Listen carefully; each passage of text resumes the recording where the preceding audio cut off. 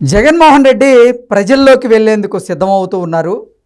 ఇప్పుడు ఆంధ్రప్రదేశ్లో కొలువుదీరినటువంటి కూటమి ప్రభుత్వం విద్యార్థులకి విద్యా దీవెన ఇవ్వట్లేదని, అలాగే ఫీజు రింబర్స్మెంట్లు ఇవ్వట్లేదని, ఈ 6 హామీలు కూడా అంటే సూపర్ 6 ఏ అయితే ఉన్నాయో వాటిని ఇవ్వడంలో విఫలం అవుతుంది అంటూ జగన్మోహన్ రెడ్డి ఇప్పుడు ప్రజల్లోకి వెళ్లేందుకు నిర్ణయించుకున్నటువంటి నేపథ్యంలో జగన్మోహన్ రెడ్డి ఎప్పటి నుంచి ప్రజల్లోకి వెళ్ళబోతున్నారు, దాని ప్రణాళికలు ఏంటనేది మనం తెలుసుకునేటువంటి ప్రయత్నం చేద్దాం. ప్రస్తుతం మనతో పాటు ఉన్నారు ప్రముఖ రాజకీయ విశ్లేషకులు, ప్రముఖ సీనియర్ జర్నలిస్ట్ సిఎస్ రావు గారు ఉన్నారు. సార్తో మాట్లాడదాం.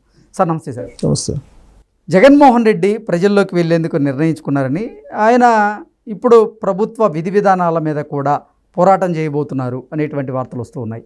ఏంటి సార్, నిజంగా జగన్మోహన్ రెడ్డి ఎప్పటి నుంచి ప్రజల్లోకి వెళ్ళే అవకాశం ఉంది?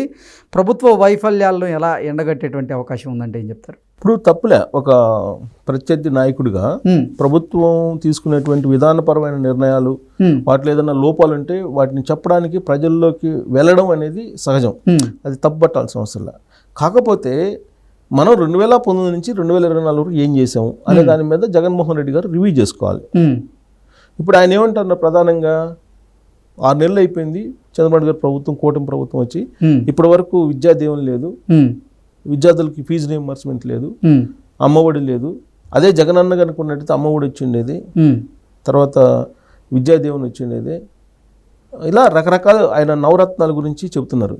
చెప్తూ మీ మామ, మీ జగన్మామ లేనందువల్ల మీకు పుస్తకాలు లేవు, బ్యాగులు లేవు, విద్య అంతా చిన్నాభిన్నం అయిపోతుంది అని చెప్పి ఆయన చెబుతున్నారు.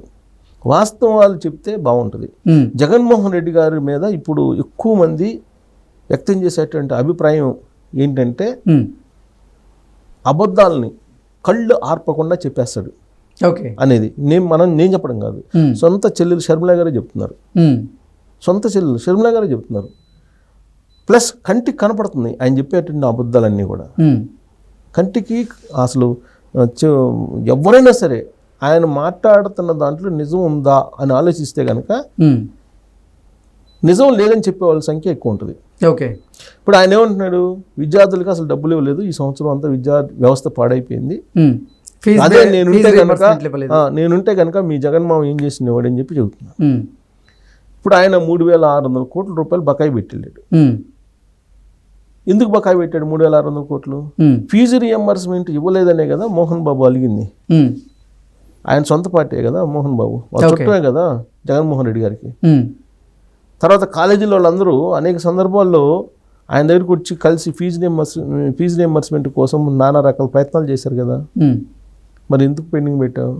మరి ఈయన అన్నటువంటి అమ్మఒడి కానీ ఇవన్నీ కూడా ఇవ్వకుండా పెండింగ్ పెట్టి 3,600 కోట్లు బకాయి ఉందని చెప్పేసి అఫీషియల్ ఫైల్స్ చెప్తున్నాయి కదా, అధికారిక రికార్డులు చెప్తున్నాయి కదా, ఇదేం దొంగతనం కాదు కదా. 3,600 కోట్ల రూపాయలు బకాయి ఎందుకు పెట్టెళ్ళారు? ఇప్పుడు సమాధానం రేపు ప్రజల్లోకి వెళ్తాను అంటున్నాడు ఆయన. 27వ తారీఖు తర్వాత డిసెంబర్ 4వ తారీఖు వెళ్తాను అని చెప్పి అంటున్నాడు. సంక్రాంతి తర్వాత అసలు ఫుల్ ప్రెజర్గా నేను వారానికి 2 రోజులు ప్రజల్లో ఉంటాను, తర్వాత 5 రోజులు బెంగళూరులో ఉంటానని అది చెప్పాడు ఆయన. సో ఇప్పుడు వెళ్ళు తప్పులే. ఇంకోటి ఏంటంటే, విద్యుత్ ఛార్జీలను పెంచి భారం వేస్తున్నాడు చంద్రబాబు నాయుడు, కొన్ని వేల కోట్ల రూపాయలు. ఇది తప్పు. విద్యుత్ ఛార్జీలు పెంచడని చెప్పి ఎన్నికల క్యాంపెయిన్లో చెప్పారు కదా. ఇప్పుడు ప్రజల్లో ఎలా పెంచుతాడు అని చెప్పేసి ఆయన 27వ తారీఖున కలెక్టరేట్లో ముట్టడి కార్యక్రమానికి పిలిపించారు. బాగుంది. ఇదే జగన్మోహన్ రెడ్డి గారు 9 సార్లు పెంచారు. 2019 నుంచి 2024 దాకా 9 సార్లు కరెంట్ ఛార్జీలు పెంచారు. భారతదేశంలో ఏ రాష్ట్రంలో లేని విధంగా అంత హైప్ చేశారు ఛార్జీలు. ఈ ఛార్జీలతో కాముకున్నాడా? సర్ఛార్జీలు అని చెప్పేసి, సర్దుబాటు ఛార్జీలు అని చెప్పేసి ఇష్టానుసారంగా బాధేశారు. అసలు వేరే వాళ్ళతో నేను విశ్లేషణ, వేరే వాళ్ళ అనుభవాలు కూడా తీసుకోను, నా అనుభవమే చెబుతా. నాకు భూమి ఉంది, భూమిలో బోర్ ఉంది, నీళ్ళు వస్తాయి, బోరు కనెక్షన్ ఉంది.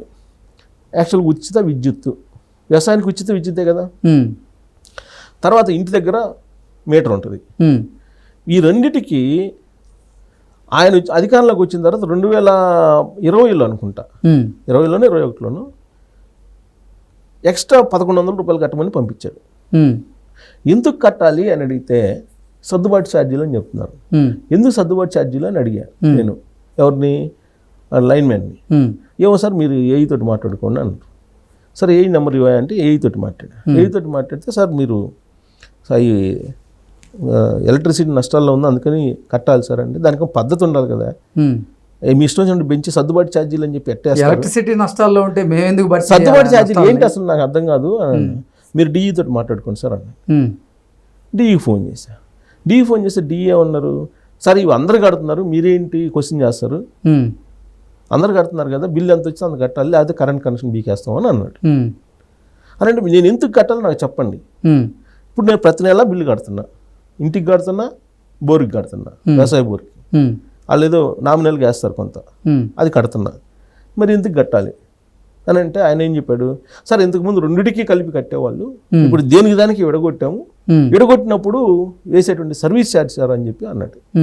సార్ నాకు రిటర్న్గా రాసి ఇవ్వండి, నాకు ఇదిగో మేము ఇంతకు 1100 రూపాయలు మీకు పంపిస్తున్నాం మేము అని చెప్పి రిటర్న్గా రాసి ఇవ్వండి అంటే అట్లా రాసి ఇవ్వండి సార్ అన్నాడు. మరి ఎట్టా దీనికి మరి మీ ఇష్టం వచ్చినట్టు పంపిస్తే ఎట్ట కట్టాలంటే అందరు కడుతున్నారు సార్ మీకేంది అబ్జెక్షన్ అని చెప్పి అన్నాడు. సార్ నేను కట్టలా. మళ్ళీ మరుసటి నెలలో బిల్లు వచ్చింది. ఈ 1100 కాస్త ఫైన్ తోటి 2100 కట్టమని చెప్పి వచ్చింది బిల్లు. మెయిల్స్ ఉన్నాయి నా దగ్గర. అంటే ఫైనే 1000 రూపాయలు వాళ్ళ ఇష్టం ఎంత పంపించేశారు. అంటే ఈ జగన్మోహన్ రెడ్డి గారి టైంలో జరిగింది నేను చెప్తున్నా. నా దగ్గర మెయిల్స్ కూడా ఉన్నాయి, వాళ్ళు పంపించినాయి. ఎస్ఎంఎస్లో మెయిల్స్ పంపిస్తుంటారు, ఎస్ఎంఎస్లు పంపిస్తుంటారు. దాని నుంచి ఏపీ ఎస్డిఎల్సీ ఉన్నాయి, దాని నుంచి పంపిస్తుంటారు. అంటే ఈ లెక్కన ఆంధ్రప్రదేశ్లో ఉండే వాళ్ళందరికీ పంపించి కొన్ని వేల కోట్ల రూపాయలు దోసేసాడు.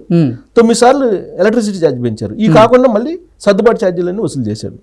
ఇదే జగన్మోహన్ రెడ్డి గారు ఇప్పుడు ప్రజల్లోకి వెళ్ళి చంద్రబాబు నాయుడు గారు పవర్ ఛార్జీలు పెంచుతున్నారు, ఎన్నికల్లో హామీ ఏమి ఇచ్చారు పెంచనని చెప్పించి ఇప్పుడు పెంచుతున్నారు అని చెప్పి అంటున్నారు.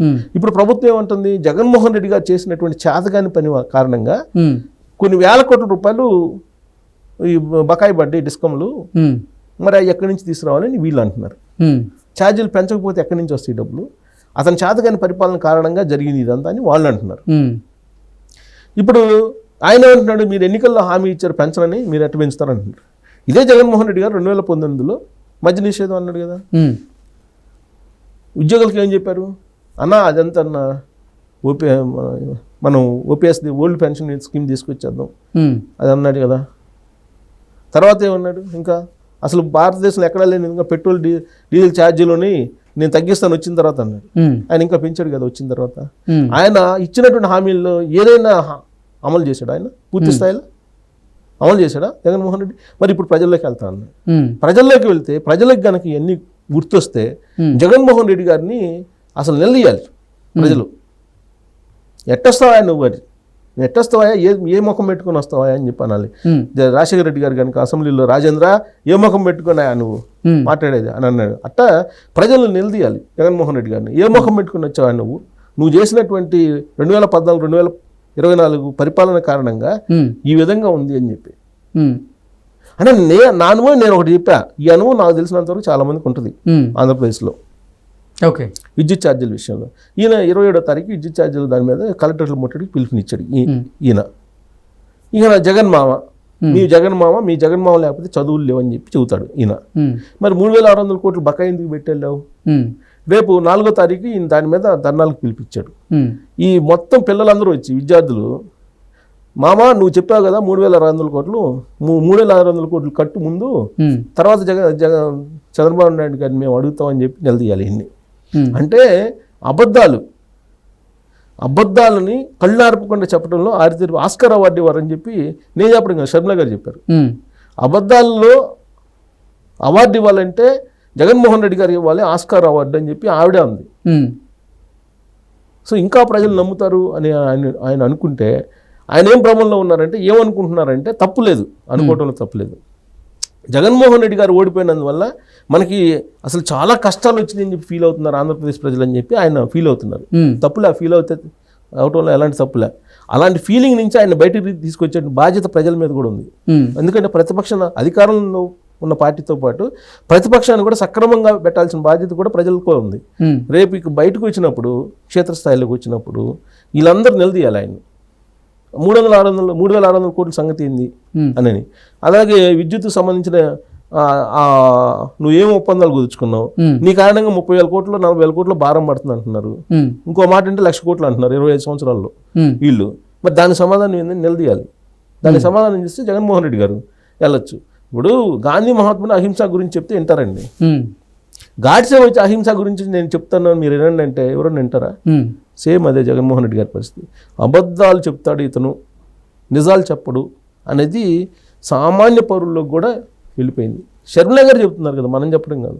ఇతను నిజం చెప్పరు అని, ఇతను నిజం చెప్పరు అన్ని అబద్ధాలు చెప్పి బ్లఫ్ చేస్తారు ప్రజల్ని, మనం చెప్పేది ఏం కాదు. కాబట్టి జగన్మోహన్ రెడ్డి గారు బాధ్యతాయుతమైనటువంటి ప్రతిపక్షంలో హోదా లేకపోయినప్పటికీ ప్రతిపక్ష నాయకుడిగా ఉన్నాడు కాబట్టి బాధ్యతాయుతంగా వ్యవహరించాల్సిన అవసరం ఉంది. కనీసం ఇప్పటికైనా ఆయన నిజాలు చెప్పడం నేర్చుకోవాలి. Okay sir, thank you so much. Thank you.